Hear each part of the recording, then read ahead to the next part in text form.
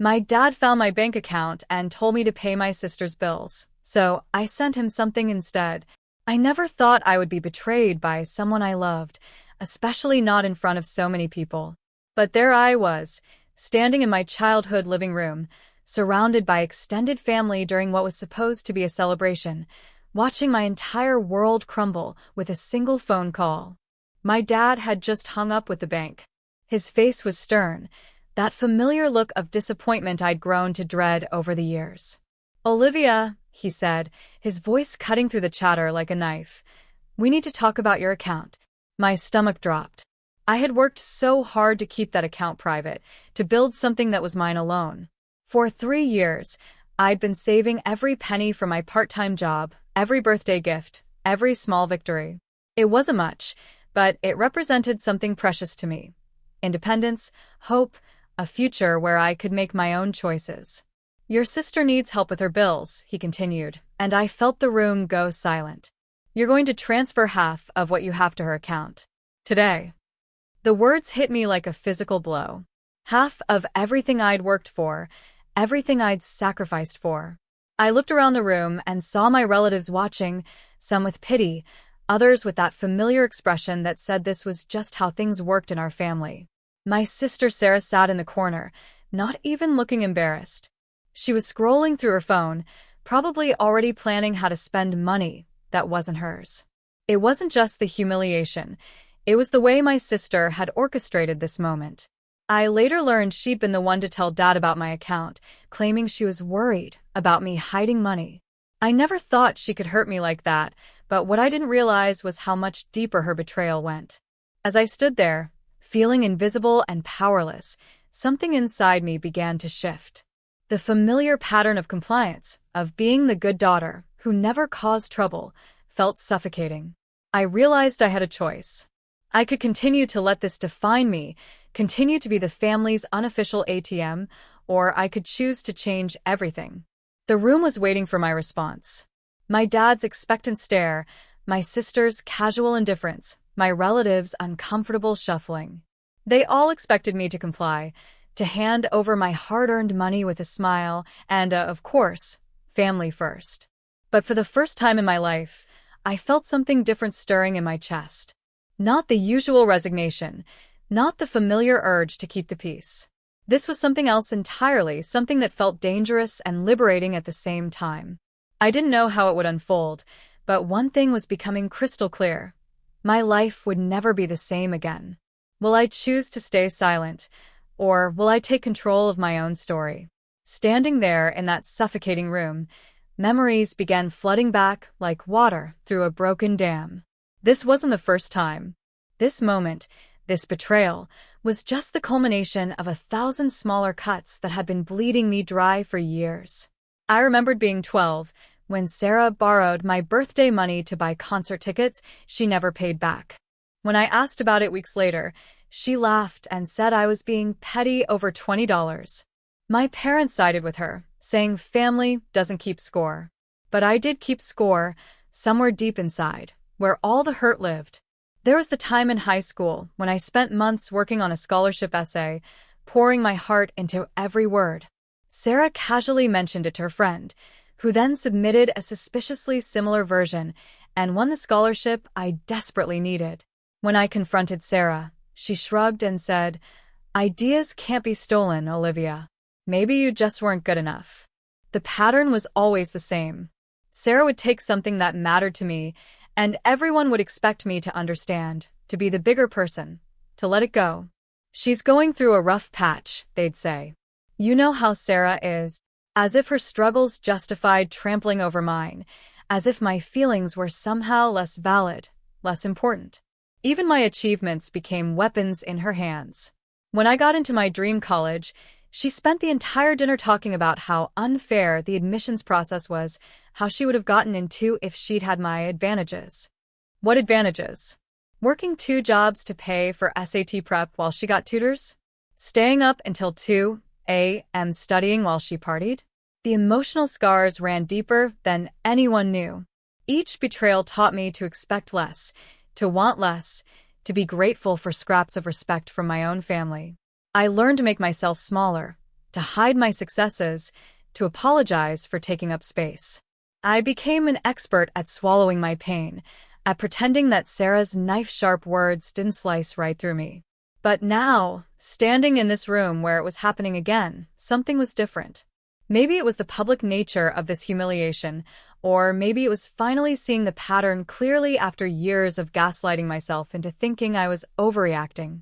The smaller betrayals had been practice runs for this moment, preparing me to accept this ultimate violation of my autonomy. I could feel the familiar urge to rationalize it all away, to find excuses for why this was somehow acceptable. "She's your sister," the voice in my head whispered. "Family helps family." But another voice, stronger and clearer, was beginning to speak up. This voice was asking uncomfortable questions. Why was it always me who had to sacrifice? Why was my hard work seen as something that could be redistributed at will? Why did loving my family have to mean accepting abuse? Can I confront the hidden wounds, or will they remain buried forever? Something clicked in that moment of recognition. All those years of buried resentment, all those swallowed protests, all those times I'd convinced myself that keeping the peace was more important than keeping my dignity, they crystallized into a single, burning realization. I was done. The room was still waiting for my compliance. My dad's expectant expression hadn't changed, and Sarah was now actually smirking, probably thinking this was just another easy victory in her long campaign of taking whatever she wanted from my life. But they had no idea that something fundamental had shifted inside me. "No," I said quietly, the word feeling foreign on my tongue after so many years of yes, of course, and whatever you think is best. My dad's eyebrows shot up. "Excuse me?" I said no. My voice was stronger this time, clearer. "I'm not giving Sarah my money." The silence that followed was deafening. I could feel the shocked stares, the disbelief radiating from every corner of the room. This wasn't how the script was supposed to go. Olivia was the compliant one, the peacekeeper, the one who never made waves. Sarah's smirk vanished. "What do you mean, no? It's just money, Olivia. Don't be so selfish." There it was again, the familiar manipulation, the way my boundaries were always reframed as character flaws. But instead of the usual guilt washing over me, I felt something else entirely. Clarity. Selfish. I repeated, and I could hear the strength building in my own voice. "I've been working part-time since I was 16, saving every dollar while you've been spending Dad's money on designer clothes and weekend trips. How exactly am I the selfish one?" My father's face was turning red. "Olivia, this is not up for discussion. Your sister needs help, and you have the means to provide it. Then you help her." I shot back, surprising myself with my boldness. "It's not my responsibility to fund her lifestyle choices." The words felt revolutionary. For the first time in my life, I was naming the truth out loud, refusing to pretend that this dysfunction was normal or acceptable. The scared little girl who had learned to shrink herself to avoid conflict was finally stepping aside for someone stronger. But even as I felt this newfound power coursing through me, I knew this was just the beginning. Standing up to them in this moment was one thing, actually breaking free from years of conditioning would be something else entirely. I could see the shock on their faces turning to anger, and I knew there would be consequences for this defiance. Yet for the first time in years, I didn't care about the consequences. I was tired of living my life in the shadows of other people's expectations, tired of being the family's emotional punching bag, tired of sacrificing my dreams for people who would never do the same for me. This was my line in the sand, my declaration of independence. Whatever came next, I would face it as someone who finally valued herself enough to fight back. Can I find the courage to change my life, or will I hesitate when it matters most? The family gathering ended in chaos. My relatives shuffled out uncomfortably, muttering about family disputes and airing dirty laundry. My father stormed off to his study, slamming the door so hard the family photos rattled on the wall. And Sarah? She followed me to my old bedroom, her face twisted with rage. "You think you're so smart now," she hissed, blocking my path. "You think standing up to Daddy makes you some kind of hero? You're pathetic, Olivia. You always have been." But her words bounced off me like rain off glass.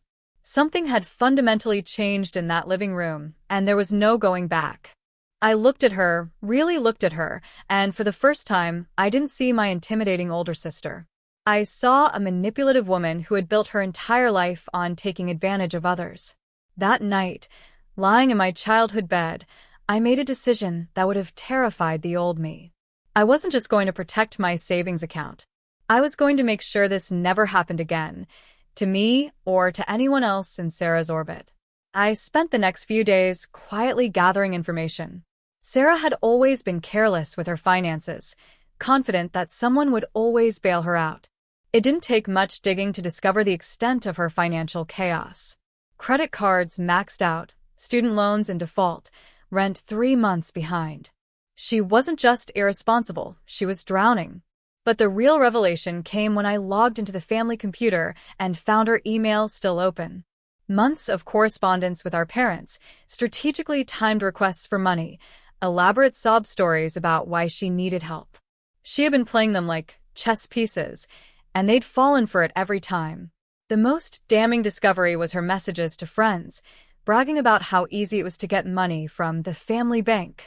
Screenshots of her laughing about my parents' gullibility, mocking my father's lectures about family responsibility, while simultaneously exploiting those very values. I saved everything. Every email, every bank statement I could access, every piece of evidence that painted a clear picture of who Sarah really was beneath the facade of the struggling daughter. My plan began to crystallize. I wouldn't just refuse to give her money. I would expose the entire web of manipulation she'd built around our family. My parents deserved to know the truth about their golden child, and Sarah deserved to face the consequences of years of financial abuse. I contacted her landlord, her credit card companies, her student loan servicer. Not to harm her credit further, but to understand exactly how deep the hole was. I documented everything in a detailed spreadsheet, complete with dates, amounts, and the lies she'd told to cover each debt. Then I began reaching out to extended family members, the ones who had witnessed her various emergencies over the years. Aunt Linda remembered the stolen laptop that needed immediate replacement. Uncle Mike recalled the medical emergency that required urgent funds. Cousin Janet had heard about the car accident that wasn't covered by insurance. Each conversation revealed another layer of deception. Sarah hadn't just been manipulating our immediate family. She'd been running the same con on everyone who cared about her. As the evidence mounted, I felt a cold satisfaction building inside me. This wasn't just about protecting my money anymore. This was about justice, about finally holding someone accountable for years of calculated cruelty. The plan was elegant in its simplicity. A family dinner, all the relatives present, and a presentation that would lay bare every lie, every manipulation, every stolen dollar. No more hiding behind fake emergencies or manufactured crises. Just truth, presented calmly and thoroughly. Will I feel victorious when it's over, or will the consequences leave me feeling empty? 2 weeks later, I sat at the head of our family dining table, my laptop closed in front of me like a weapon waiting to be drawn. The same relatives who had witnessed my humiliation were gathered again, this time for what my parents thought was a reconciliation dinner. "I'm so glad we could all come together," my mother said, passing around the salad bowl. "Families should never let money come between them." Sarah smiled smugly from across the table, probably thinking she'd won by default. She'd been avoiding me since our confrontation, letting our parents believe I'd simply come to my senses about helping family. She had no idea what was coming. "Actually," I said, my voice cutting through the comfortable chatter, "I asked everyone here because there's something important you all need to know." I opened my laptop and turned it toward the table. The first slide of my presentation glowed on the screen, the truth about Sarah's financial emergencies, a 5-year analysis. The table fell silent. Sarah's fork froze halfway to her mouth.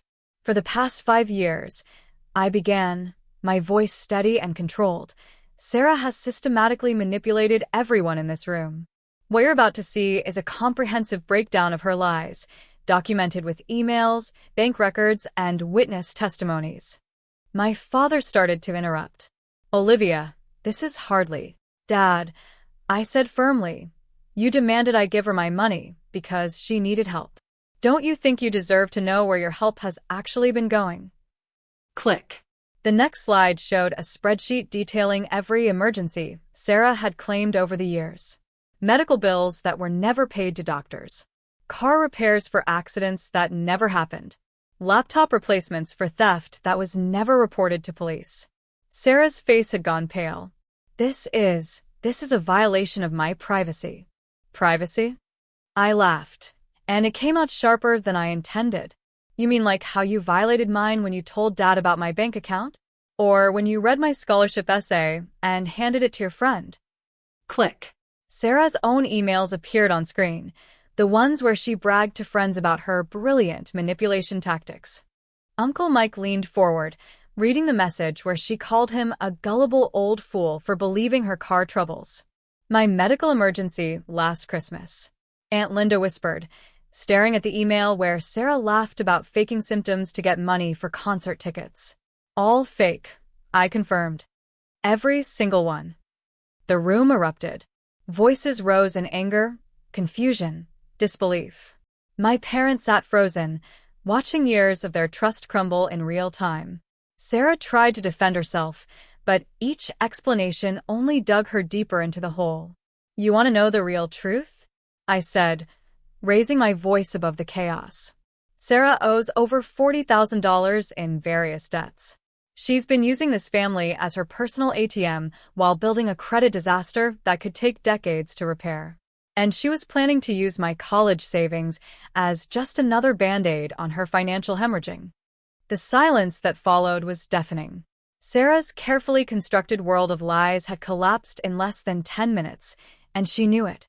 But as I looked around the table at the shocked faces, the hurt expressions, the dawning realization of how thoroughly they'd all been used, I felt something unexpected stirring in my chest.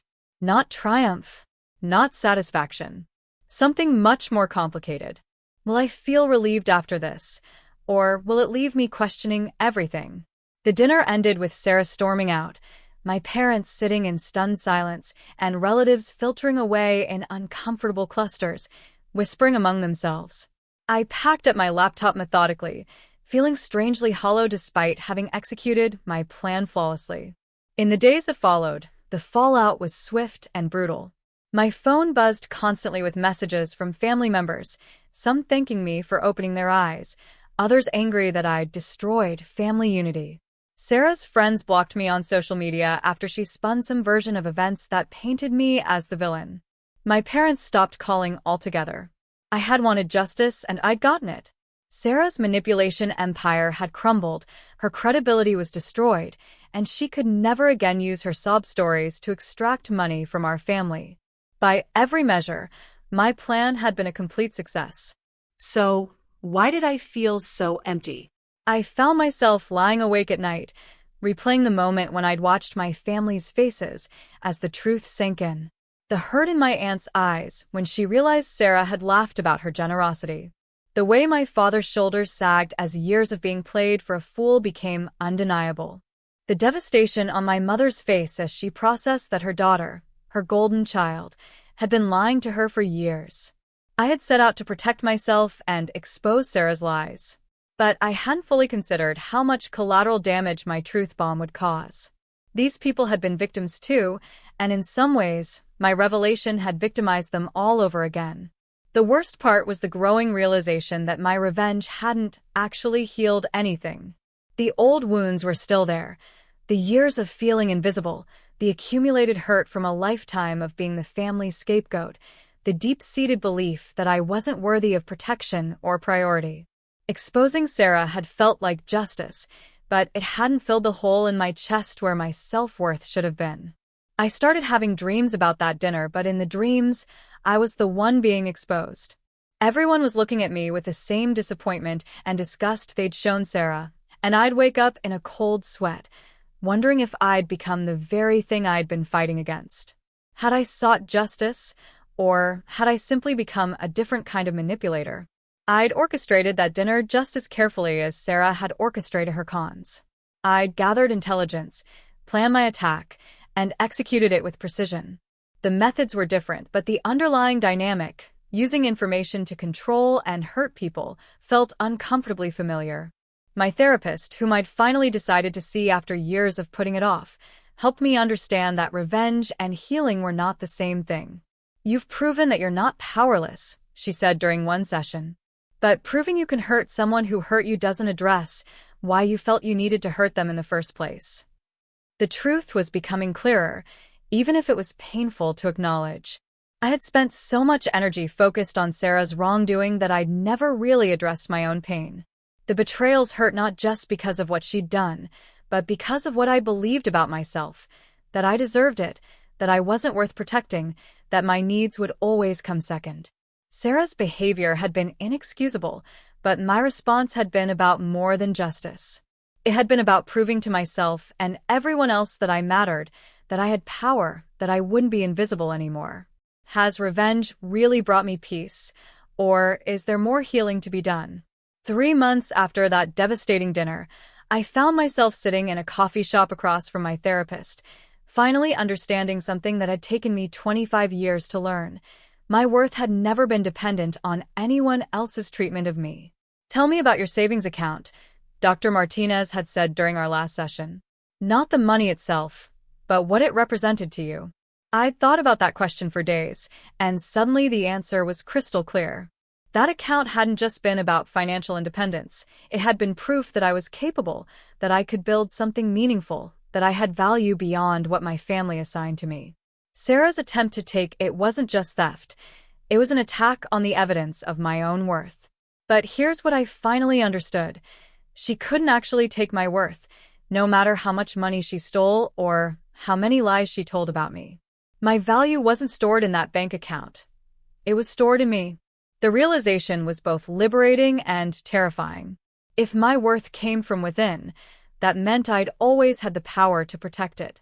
All those years of feeling invisible, of accepting scraps of respect, of making myself smaller, I had been the one allowing it to happen. I thought about the person I'd been before that confrontation, always walking on eggshells, always prioritizing other people's comfort over my own truth. That version of myself felt like a stranger now, someone I loved but could no longer be. The old Olivia would have given Sarah the money, would have rationalized it as keeping the peace, would have swallowed her resentment and pretended everything was fine. She would have spent the next decade building up walls of bitterness while telling everyone she was over it. But standing up for myself that day, messy and imperfect as it had been, had shown me something crucial. I had a voice, and it was powerful. I had boundaries, and they were worth defending. I had needs, and they were valid. The family dynamics hadn't magically fixed themselves after my revelation. My parents were still processing years of manipulation. Some relatives were still uncomfortable around me, and Sarah and I hadn't spoken since that night. But something fundamental had shifted in how I moved through the world. I'd started speaking up in small ways that would have terrified the old me. When my boss tried to dump extra work on me without compensation, I negotiated for a raise instead of just accepting it. When friends made plans that consistently centered around their needs while ignoring mine, I started suggesting alternatives. When dates dismissed my opinions or talked over me, I stopped seeing them. Each time I honored my own voice, I felt a little more solid, a little more real. It wasn't about being confrontational or aggressive, it was about existing fully instead of apologetically. Dr. Martinez helped me understand that my revenge against Sarah had been a necessary step, even if it wasn't the final destination. Sometimes we need to prove to ourselves that we can fight back before we can learn to fight for ourselves, she'd explained. The difference was crucial. Fighting back was reactive, defensive, focused on others. Fighting for myself was proactive, protective, focused on my own growth and healing. One was about proving my power, the other was about using it wisely. I still had that savings account, and it had grown significantly since I'd started prioritizing my own financial goals. But now it represented something different, not proof of my worth, but a tool for building the life I actually wanted.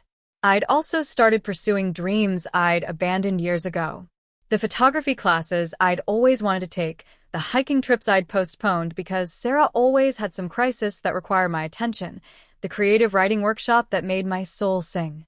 Each new experience felt like reclaiming a piece of myself I'd forgotten existed. My social circle had transformed too. Gone were the friends who only called when they needed something, replaced by people who celebrated my successes genuinely and supported me through challenges without expecting me to diminish myself in return. I'd learned that healthy relationships were reciprocal, not transactional. Most surprisingly, I discovered that setting boundaries hadn't made me lonely. It had made space for real connection. When I stopped trying to be everything to everyone, I became authentically myself to the people who truly mattered. For the first time in my adult life, I felt excited about my future instead of just anxious about surviving it. Am I ready to move forward, or is there still something I need to let go of? 1 year later, I sat in my own apartment, not the childhood bedroom where this journey began, but a space that was entirely mine. Sunlight streamed through windows I'd chosen, illuminating furniture I'd saved for, books I'd selected, art that spoke to my soul. Everything in this space reflected who I was becoming, not who I'd been expected to be. My phone buzzed with a text from my college friend Emma. "Coffee later? I have news about the promotion." I smiled as I typed back. "Absolutely. And congratulations, you deserve it." That simple exchange would have been impossible for the old me to write without a twinge of envy or self-doubt. Now it felt natural, genuine. Learning to celebrate others' success without diminishing my own had been one of the most healing discoveries of this past year. The journey from that humiliating family dinner to this moment hadn't been linear or easy. There were days when I doubted every choice I'd made, nights when I'd wondered if cutting ties with toxic family dynamics had been worth the loneliness.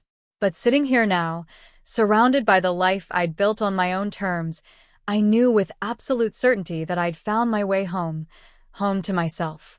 Sarah and I had finally spoken 3 months ago. Not a reconciliation, exactly, but a conversation. She'd apologized, genuinely, I thought, for the years of manipulation. I'd apologized, too, for the public humiliation, even though I didn't regret protecting myself. We weren't ready to be close, might never be, but we'd found a kind of peace in acknowledging the truth of what had happened between us. My parents and I were slowly rebuilding our relationship on new terms. It was awkward sometimes, learning to relate to each other as adults rather than falling back into old patterns. But there was hope there, a possibility of connection without manipulation or guilt. The savings account that had started this whole journey was now funding something beautiful, a small scholarship I'd established for first-generation college students who needed help with expenses their families couldn't understand. Each semester, I got to watch someone else build their independence, pursue their dreams, create their own definition of success. That money, which Sarah had tried to claim as an entitlement, had become something much more powerful, a legacy of empowerment. Dr. Martinez had asked me in our final session what I wanted people to remember about my story. The answer came easily, that it's never too late to stop accepting less than you deserve, that your voice matters even when others try to silence it, and that the most radical thing you can do sometimes is simply to value yourself enough to protect what you've built. I stood up from my kitchen table and walked to my bedroom, where I kept a small framed photo, not of family, but of myself on graduation day, beaming with pride and possibility. That girl had no idea what was coming, how much she'd have to fight for her right to exist fully. But she'd been braver than she knew, and stronger than anyone had given her credit for. My work had become more than just a paycheck, too. I'd been promoted twice in the past year, not because I demanded it aggressively, but because I'd learned to advocate for myself professionally and showcase my contributions confidently. My colleagues respected me because I respected myself enough to set clear expectations and deliver excellent results. The scholarship program had grown beyond my wildest dreams. What started as help for one student had expanded to support 5 each semester. I'd received letters from recipients sharing how the financial assistance had changed their lives, allowing them to focus on studies instead of constantly worrying about basic expenses. Reading their stories reminded me why my own struggle had been worth it, not just for me, but for every person who would benefit from someone else refusing to accept less than they deserved. The walls of my apartment held framed photos now, Me crossing the finish line of my first half marathon, laughing with friends at a dinner party I'd hosted, receiving recognition at work for a project I'd led. These images told the story of a woman who had learned to take up space unapologetically, to celebrate her achievements without diminishing them for others' comfort. Even my daily routines reflected this new sense of self-ownership. Morning yoga sessions that centered me before facing the world, evening walks that helped me process the day's experiences, weekend farmers market visits where I chose fresh ingredients for meals I actually enjoyed making. These weren't revolutionary acts, but they represented something profound. I was finally living for myself, not just surviving for others. Just like I was learning to be every single day. I am ready. I am enough. I am home.